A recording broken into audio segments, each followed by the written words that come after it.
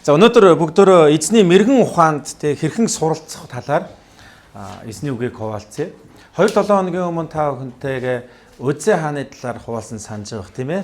Үзэн хааныг эзэн өрөөсөн, Үзэн хаан үнэхээр гайхалтай олон ажлуудыг тэр хаан болоод хийсэн. Тэгтээ тэр эзэн өрөөгөөд маш олон амжилтыг олсны дараа Үзэн хааны зүрх бүр ихэд бардан болсон гэж хэлж байгаа тийм үү. Тэгээ бардан болоод юу хийсэн бэлээ? Хаан хийх зогсгүй зүйлийг дахилчийн хийх ёстой ажлыг хийсэн байна. Тэгээ та энэ зүйлийг хийж болохгүй штэ гэж хэлэх үед тэр бүр аимшигтайгаар уурлан хэлгэнсэн байна.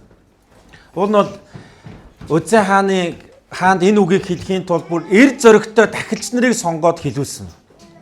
Гэтэл Үзэн хаан түүнийг сонсоогүй.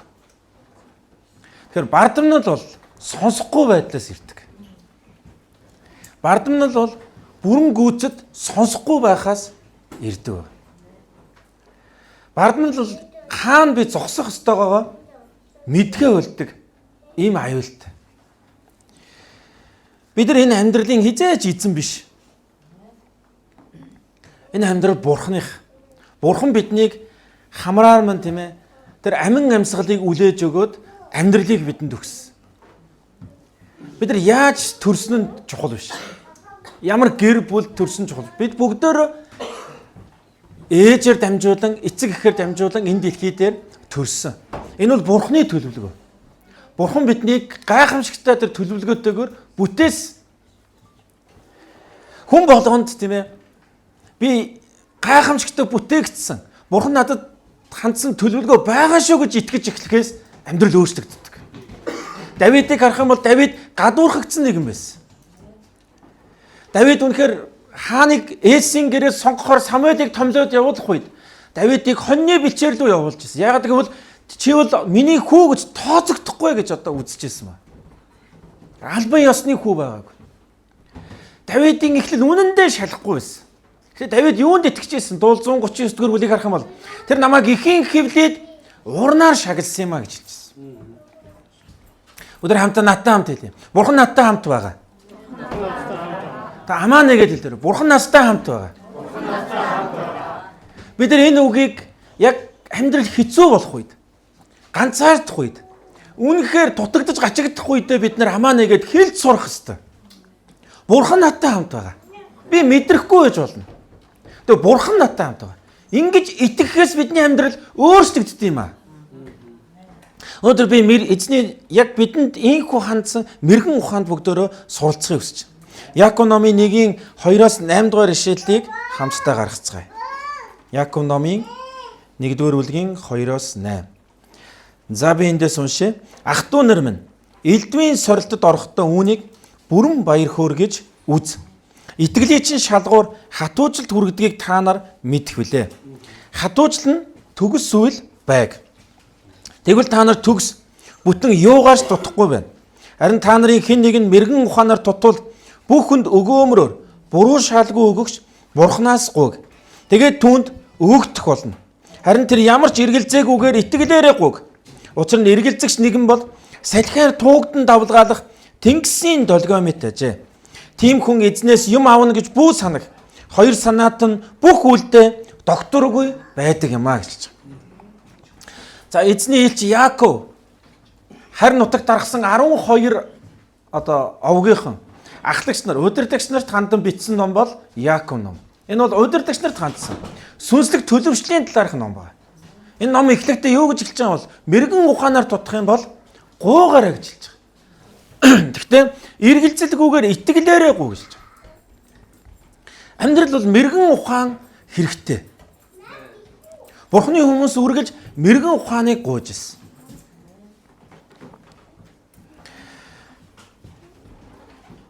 Нэгэн удирдагч ингэж хэлсэн.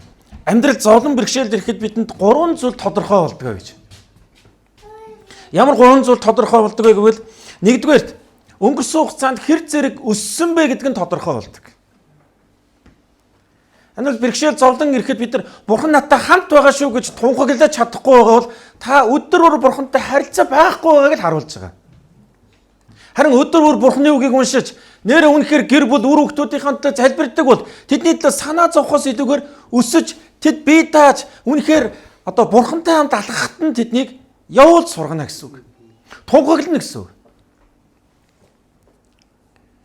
Өнгөрсөн хугацаанд хэр зэрэг өссөн бэ гэдгийг цовлон бэрхшээл бидэнд харуулдаг. Та гомдолж гин үү? Байхгүй улангуутал эмгтээчүүдээ эхнэрүүд нөхөрлөөгээ хараад чи ер нь юу олж ирж байгаа ингэж гомдолж гин үү? Харин үнэхээр залбирдаг ээж мөн үү? Нөхрүүд станаар олигтой байсан бол хань ижил маань арай дээр хүн байсан бол ч юм уу? Эсвэл аав ээж маань арай илүү мундаг хүмүүс байсан бол гэж та гомдолж гин үү? Түрүүн бид амьдрал яаж ч төрсөн байна, яаж ч өсөж амьдрсан ямар гэр бүл тийм чухал биш. Харин та тэр мөчөд Бурханд хэрхэн итгэж байгаа вэ гэдэг чинь чухал. Би Дархан Хувимын удирдагчаар 2010 онд томилогдоод удаагүй байх үед зарим нэг чуулганы удирдагч нар над дээр ирж ирсэн. Шалтгаан нь юу гэх юм бол өмнөх байгуулсан удирдагчийн талаар ярьж ирж ирсэн.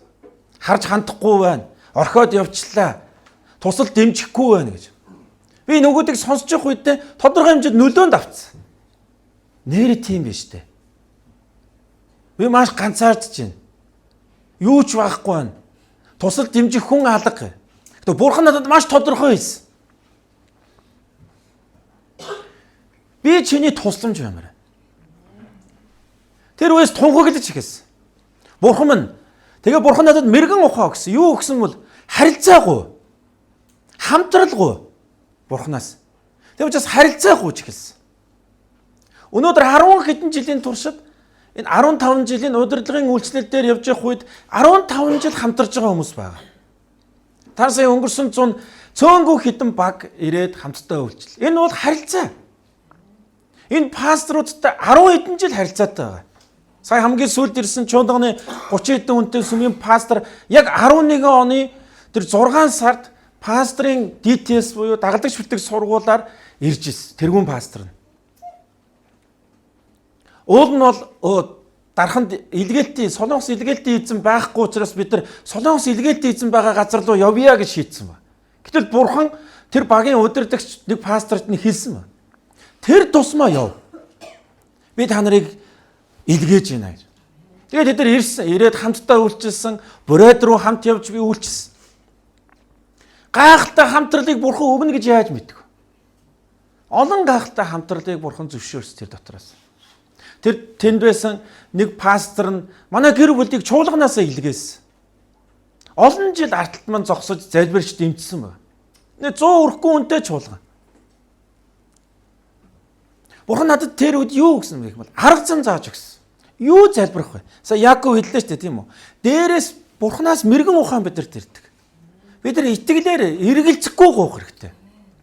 Хүмүүсээ Бурханаас бид нар мөнгө ирэхгүй. Харин мөнгийг яаж олох вэ гэдэг арга замыггүй, харилцаагүй, мэрэгэн ухааныгүй. Би ер нь санхүүдээр нэг ийм зөв та тусуулж магадгүй заяа. Би ингээд санхүү орж ирлээ. Би 11-ийг өргөдөг. Ер нь бүтэн сая өдөр нэг өргөдөггүй. 7 хоногийн дундор орж ирсэн үед нь л өргөдөг хамгийн дөрөв. Тэгээ нэг 11-ийг би заавал үр гэж хадгалдаг. Надад үр гэж хадгалдаг данс байдаг. Үр. Та тариач хүмүүс мэдэн тийм үү? Бүгдийг иддэггүй. Дараа хавар тарихын тулд авч үлддэг. Тэрийг баг гэж чамлж болохгүй бид нар. Дараа нь санхүүгүй болох үед, хэцүү болох үед тэр үр дахин өндих, дахин босох боломжийг өдөрт өгдөг. Бурхан надад энэ арга замыг зааж өгсөн. Энийг би хизээ хийж гисэн бэ? Маш бага санхүүтэй байхдаа хийж гисэн. Би 50 мянган төгрөгийн дэмжлэгтэй байхдаа хийдэг байсан. Би өнөөдөр цөөнгөө бас ингээд нэг 20 гаруй улсаар явлаа. Би нэг юмд одоо итгэлтэй болсон. Монгол шиг сайхан улс алга. Монгол үнэхээр жаргалтай амьдарч байна. Ямар их чөлөөтэй байна. Ажилсаг хөдөлмөрч байх юм бол ямар их боломжууд бидний өмнө байгааг олж харж байгаа. Европ тийм ээ, саяхан би яваад ирсэн. Гой. Гэтэ маш өртөг өндөр. Монгол маш олон юм хямдхан байна. Бид нар л үнэтэй гэдэг. Гэтэ үнэхээр дэлхийн нийтэд харьцуулах юм бол маш олон зүйл хямдхан. Маш их боломжууд бидэрт байна. Тэнд илгээлийн байгууллагууд тэд өөрсдөө үйлчлэлийг дэмжихийн тулд ногоо тарьж гин, үр жимс ургуулж гин. Тэрийг гаргаад 7 хоног болгоны одоо зах тэр тосгонд нь тэр эргэн тойрных нь олон тосгодуудын дунд нь 7 хоногт нэг л өдөр зах нээхийг зөвшөөрд юм байна. Тэнд очиж зарж гин. Тэр мөнгөөрөө илгээлтийг дэмжиж гин. Тэр мөнгөөрөө үйлчлэлээ авч явж гин. Ямар хөдөлмөрч байгааг харж байгаа. Ууланд очиж тэр том байгууллага тэр олон байраа халаахын тулд мод бэлдэж гин, үрдэс бэлдэж гин. Тэгжиж халааж авч явж. Тэгвэл амьдрал зовлон бэрхшээл ирэхэд хоёр дахь зүйл нь юу гэвэл бэлтгэлтэй байна уу үгүй юу гэдгийг маш шалгадаг. Өвөл болдгоороо болно ах түсэ. Хүүхдүүд сургуульд ордгоороо орно. Тэгэл бид нар өөстөө олж байгаа юм чинь гэл үрээл, олж байгаа юм чинь гэл үрээл тэгснэ гээд тухаарж байгаа юм шиг цагаан сар болох гэж штэ. Одоо шинэ жил болох гэж штэ гэл. Хүүхд маань их сургуульд орлоо штэ гэл. Бид нар нэг ингэдэг, энийгээ бид нар бойлох хэрэгтэй. Болдог юм болдгоороо ирнэ. Гуравдугаарт нь сул дорой байдлаа олж хардаг. Би юун дээр сул байна вэ? Би юун дээр хүчрэгчих хэрэгтэй байна вэ? Би юун дээр ер нь намайг ингээ хоошин татаад байна. Амьдралыг мань хоошин татаад байна. Гэр бүлээс аав ээжээс авсан сайн биш нөлөөнүүд байж болно. Би энэ дээр алдаад байгаа юм байна. Би энэ дээр үнэхээр хоош татагдаад байгаа юм байна. Энэ дээр л би унж болохгүй шүү. Энэ дээр л би хүчрэгчих ёстой шүү. Энэ бол тэнцвэрийн тухай бол та нар нөгөө матрушкаг мэдэн шүү дээ тийм үү?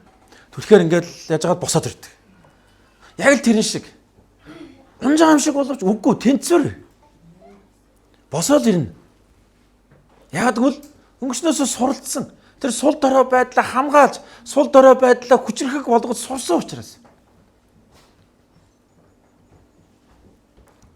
За тэгвэл өнөөдөр бүгд яг энэ зүйлийг нэг хүн дээрээс нэг хоёр хүний ингээд харилцаан дээрээс бүгд Библиэс суралцмаар. 1-р Самуэлийн 18:14. 1-р Самуэлийн 18:14 дээр гайхалтай нэг богинохон ишлэл байгаа. Эзэн Давидтай хамт байсан учраас тэр бүх юмд агуу амжилтыг олж байваа гэсэн. Тийм үү? Та нарын Библиэлд байна уу? За хамт уншъя. Руаи эзэн Давидтай хамт байсан учраас тэр бүх юмд агуу амжилтыг олж байв. Та нар энэ үгээр урамшиж байна уу?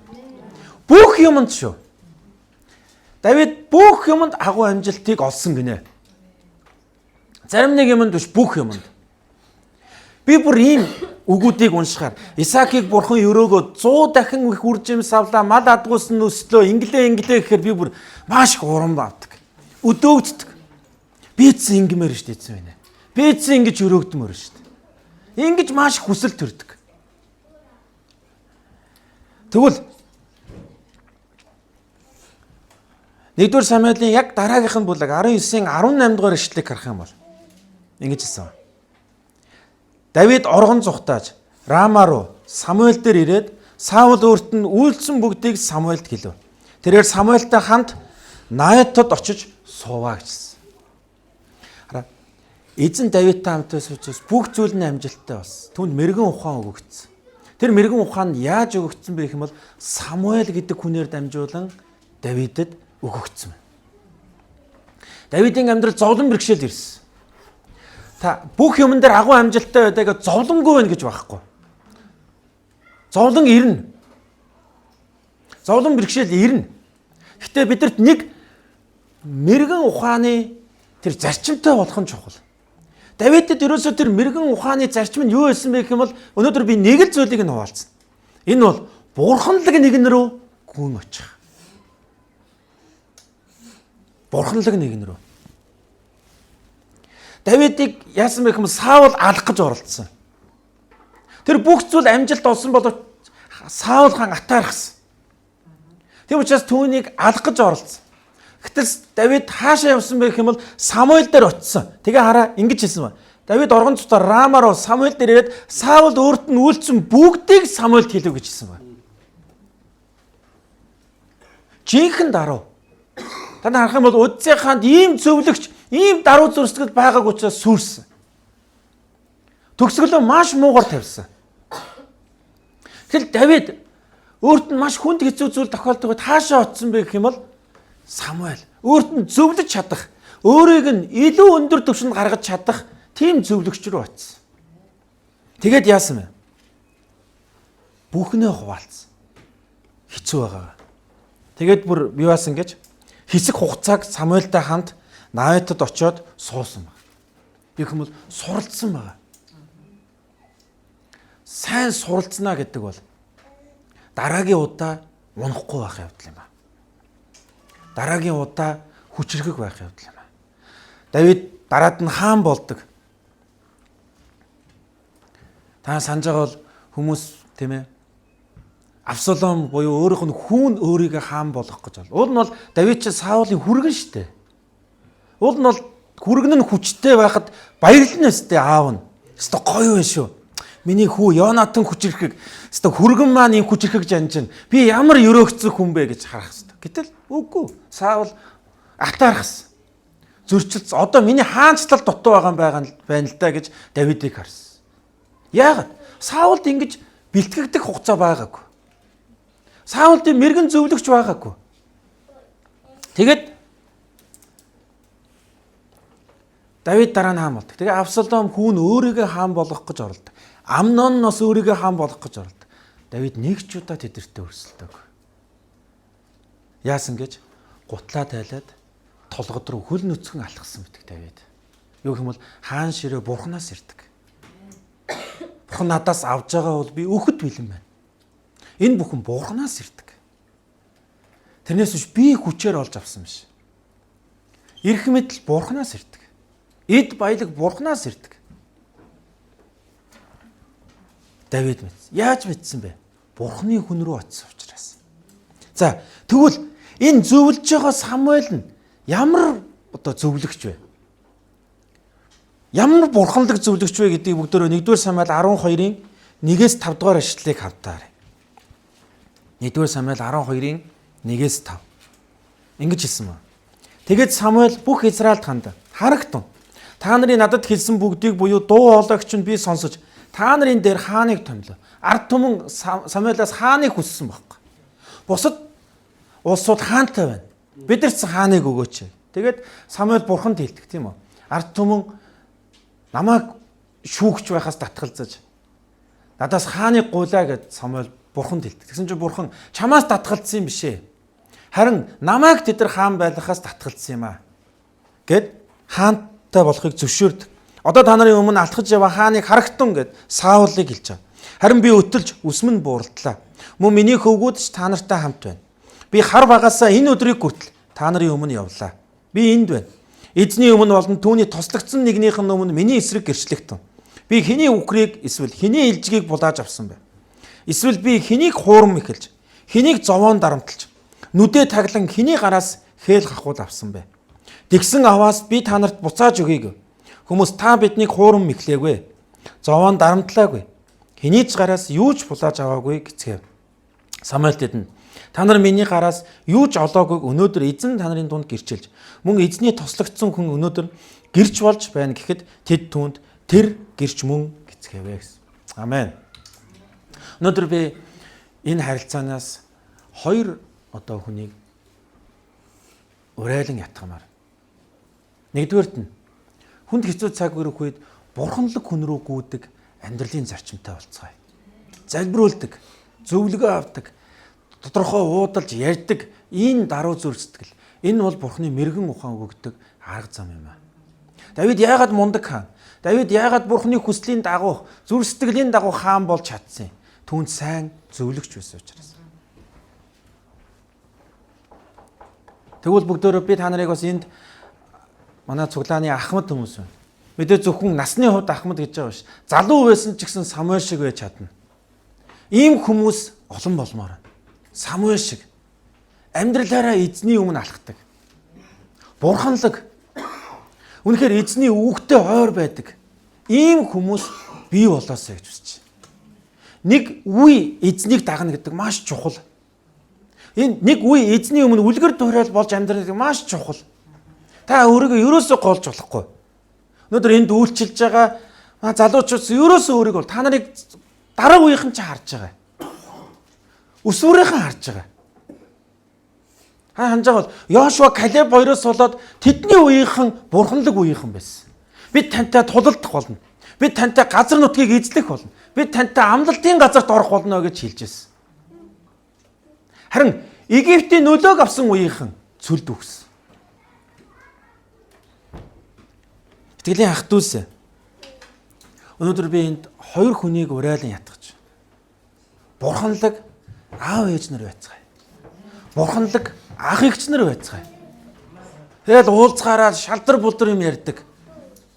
Ийм үеийнхэн биш. Үнэхээр мэрэгэн ухаанаар зөвлөдөг. Тэгээд хамт байдаг. Зүгээр нэг ингээл заагаал одоо зэмлээл аль эсвэл инг тэг гэл амьдрал заахаас илүүгээр зүгээр хамт байдаг. Би чамайг ойлгож байна. Би дөрөв хэлсэн шүү дээ. Миний гуйсан тэр хамтрал харилцаа хамт байсан хүмүүс би яг ямар хэмжүүрээр хардаг гэсэн бол намайг үнэлж, намайг үнцэнтэй хүн шүү. Намайг бурханд үйлчилж байгаа хүн шүү гэж хардаг хүмүүстэй л би хамт байсан. Тэд нар надад заагаал чи ингэдгийн заа юу. Чи өдөрт хэдэн удаа залбир. Чи тэхгүй бол болохгүй гэдэг хүмүүс биш. Би чамайг ойлгож байна. Би яаж туслах вэ? Би чиний төлөө залбирч байгаа шүү. Би тэднэрт яасан бэ гэвэл үндэ нин уугүй ярьдаг байсан. Ийм зүйлийг туулж байна. Удирдлагын хувьд ийм одоо гологдлыг мэдэрч байна. Ийм ганцаардлыг мэдэрч байна. Зарим хүмүүс намайг орхио явж байна. Зарим хүмүүс миний талаар ингэж ярьж байна. Тэд нар намайг ойлгож, миний төлөө залбирч, миний сул дорой байдал дээр тэд нар тоглолт хийдэг байсан. Ийм үеийнхэн хэрэгтэй байна. Ийм аав ээж нар хэрэгтэй байна. Өнөөдөр яагаад өсвөр залуучууд аав ээжтэй хуваалцдаггүй вэ? Юм ярихаар заадаг. Чи ингэх ёстой, тэгэх ёстой, ийм байх ёстой, тийм байх ёстой гэж. Харин бурхан надад хэдэн жилийн өмнө би яах вэ зэ? Хүүхдүүд мань өсвөр насны дээр очив. Харин надад бурхан нэг л үгийг хэлсэн. Найз бай. Би одоо хүүтэйг харин охинтой найз байхыг хүсэж байгаа. Чөлөөтэй сэдвэр би сул дорой байдлаа ярина. Ийм чөлөөтэй ярилцдаг. Энэ бол бурханы мэрэгэн ухаан. Би яаж энэ мэрэгэн ухааныг тэгвэл бурхан надад найз бай гэж хэлэх үед ухаан ойлгосон бэ гэвэл тэр хүмүүс надад найз байсан байхгүй юу? Тэд нар миний үйлчлэлийг сонирхож, миний хамжилтыг сонирхдаг биш. Зүгээр чи бурхан дотор хүчтэй байх нь чухал шүү. Чиний араас олон хүн дагж байгаа шүү. Чи босоорой. Би чамтай хамт зогсож байна. Гэхдээ нэг юмыг хэлье яах вэ? Би өөрөө даруугаар очиж, сул дорой байдлаа хуваалцаж, гим нүглээ улааж яриагүйсэн бол тэд хизээш надтай хамт зогсохгүйсэн. Харин би өнөөдөр яг Давид шиг юм үеийнхнийг урайлж байх тусаа. Пастор дээрээ ирээд надад ийм зүйл хэцүү байна. Би ийм зүйлийг туулж байна. Би танад тийм ээ магадгүй туслах тал дээр хязгаарлагдмал байж болно. Тэгвэл бурхан бол хязгааргүй нөөц боломж واخгүй юу? Хамтдаа залбирна гэдэг чинь асар их хүч واخгүй юу? Хэн нэгэн таны төлөө залбирж яах гэдэг чинь асар их хүч واخгүй юу? Энийг бид нэр ерөөсөө үгүйсгэж болохгүй. Өнөөдөр бурханы мэрэгэн ухаанд суралцах талаар би нэг л арга замыг хэлж байгаа. Бурханаас мэрэгэн ухаан ирдэг. Яаж ирдэг вэ гэх юм бол бурханлаг хүмүүсээр дамжуулан ирдэг. Тэгвэл бурханлаг хүмүүсээс бид нар яаж суралцах вэ? Даруу байж Давид очоод Саул намайг алах гэлээ. Би юу буруу хийсэн юм бэ? Надад хэцүү байна. Надад гомдолтой байна. Ингэж хэлж чаддаг. Ирчүүдээ өдөрөө зүрхээ зөөлөн байлгацгаая. Өнөөдөр статистик харах юм бол Монголд ирчүүдийн амиа хорлолт, гутрах, тийм ээ, гансрах, сэтгэл зүйн өвчөө ирчүүд нэмэгтэйчүүдээс илүү өндөр байгаа шүү дээ. Яагаад? Ярддаггүй. Бид нар тийм гэр бүлд өсөөгүй. Чи эр хүн байж уйллаа. Чи эр хүн байж нулимс гаргалаа гэдэг. Гэтэл уйлна. Хин нэгэнд очиод хэцүүгээ хуваалцсан. Энд чинь маш эрүүл харилцаа байхгүй юу? Би яг ингээд гэр бүлийн зөвлөгч манай гэр бүлтэй ингээд олон жил ойр байгаа гэр бүлийн зөвлөгч чи орчуулаад зогсож байсан. Тэгээд яг ингээд ариун байдлын талаар ярьж байсан. Тэгээд удаагүй завсралангууд нь би хэлсэн. Үндэ пастор. Аха. Би ийм бодол санаандаа гин нүгэл хийдэг. Би таны үгийг орчуулж явахдаа хүртэл надад асуудал байна. Би таны өмнө улааж. Та миний төлөө залбирч өгөөч. Ингээд яг тэр тослогоо нь ингээд урсч өгөхгүй байгаа байхгүй юу? Тэгэнгүүтэл залбируулаад, улаагаад, хуваалцаад залбирч өгсөний дараа сад тавьж байгаа байхгүй юу? Маш их өрөөл усч байхгүй тэр газар. Тэгээд дараад нь хүмүүс идэгрэл, чөлөөлөлт, эвлэрэл явуулж байгаа. Уучлал явуулж байгаа.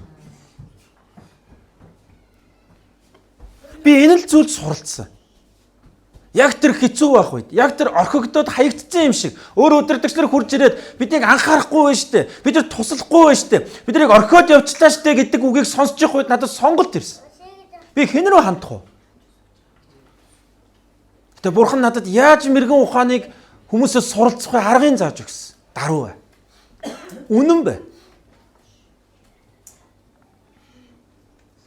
Үндэ хараа. Тэр хуваалцсан хүмүүсээр дамжуулаад санхүү ямар нэгэн нөөц боломж төдийлөн ирж байгаагүй. Тэгээ бурхан энэ үед өөр арга замаар миний амьдралд ажиллаж байгааг харсан. Өөр арга замаар. Эзнээс мэрэгэн ухаан ирдэг гэдэг яг түйс. Эргэлзэхгүй байцгаая. Гэтэ яаж ирдэг гэх юм бол хүмүүсээр дамжуулаад. Яаж хүмүүсээс тэр мэрэгэн ухааныг суралцах вэ? Гүйж оч, хуваалц, даруй бай, хамтдаа бай. Тэгээд бид нэр суралцдаг.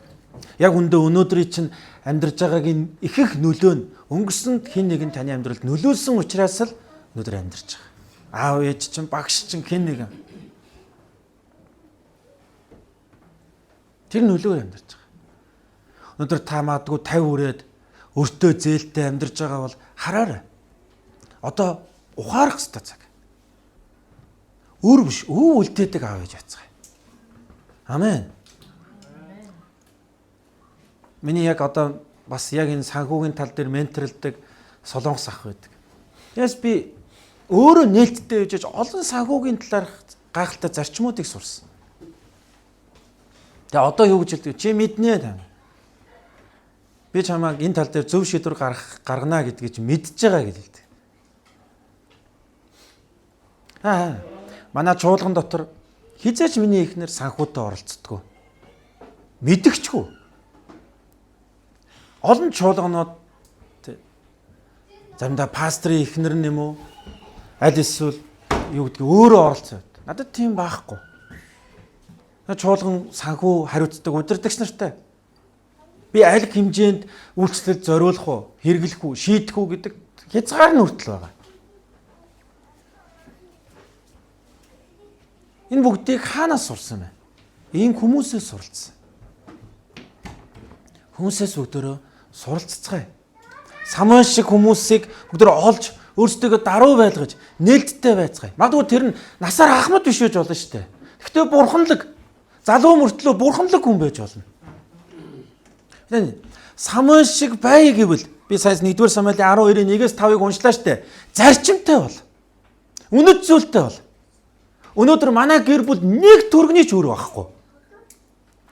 Энийг би бүр гэрлэхээс өмнө шийдсэн. Тэмцсээр байгаа одоо хүртэл. Би бурхны өмнө үнэхээр сүнслэг тулаан хийж тэмцэлдэг. Яг гэвэл энэ өөр гэдэг бол ерөөсөө хүн сонголтоо асуулдаг байхгүй юу? Өртөө байна гэдэг бол сонголтоо асуулна. Сонголтоо л асуулж байгаа байхгүй юу? Та ямар нэг юмыг худалдаж амаар байна. Өртөө юм чин гээд тэрийг сонгож чадахгүй шүү дээ. Хараа хямдын ч юм уу. За боломжгүй юм байна. Өнөөдөр өсгөлийн шийдвэр гарга. Сар 7 хоног удирлаар нь тийм ээ жилээр нь төлөвлөд өргөө болох төлөвөө гарга. Тэгээ залбирч ихэл хадгалж сур. Түрүү хэлдэ шүү дээ тийм үү. 1-р Самуэль сая 12:1-5-ыг Самуэлийн энэ бурханлаг зөвлөгч мэрэгэн ухаантай болгосон зүйл нь юу гэх юм бол тэр зарчимтай байж сурсан. Хараарай. Түүний яг өмнө алхаж исэн Элигээд удирдахч байсан. Элигийн 2 хүүгүүн нь дахилчийн өргөж исэн махнаас нь иддэг. Эмэгтэйчүүдтэй сүмд завхаардаг. Ийм ёс бус байсан. Самуэль хараад ийм байж болохгүй шүү гэдгийг сурсан. Бид нарт сайн олон сурах жишээнүүд байгаа. Тэгээ Самуэль зарчимтай болсон. Ингэж болохгүй шүү гэдэг. Өнөөдөр Монгол хүмүүсийг өсөж, дэвжиж, хөгжиж үнэхээр потенциалаа гаргахад юу саад болж байгаа юм? Өөрш байх дүүсэ. Яг үндэ бид нар олохгүй байгаа учраас биш. Дими царлага маш их гаргаж байгаа учраас байна. Маш энгийн амьдрахад бид нар суралцах хэрэгтэй. Энгийн мөртлөө хүчрхэг амьдралд бид нар суралцах хэрэгтэй байх дүүсэ. Би танаас асууна. Та хизээ хамгийн сүүлд ном худалдаж авч унссан бэ? Тэгсэн мөртлөө бид нар энэ хямдарчиж, энэ дэгчиж л гээл бид нар юм худалдаж аваалаа.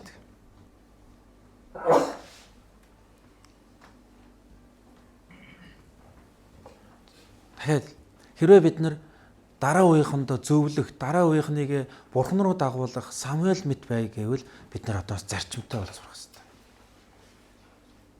Өнөөдөр пасторууд бид нар суугаа ярьж байна. Бараг сүмийн 70-аас илүү хувь нь одоо аппликейшны зээл, янз бүрийн зээлтэй байгаа байхгүй. Монголчин энийг чи авахд маш амархан. Тэгм учраас бид нар амархан аргыг сонгодог. Амархан сонголтуудыг л хийдэг.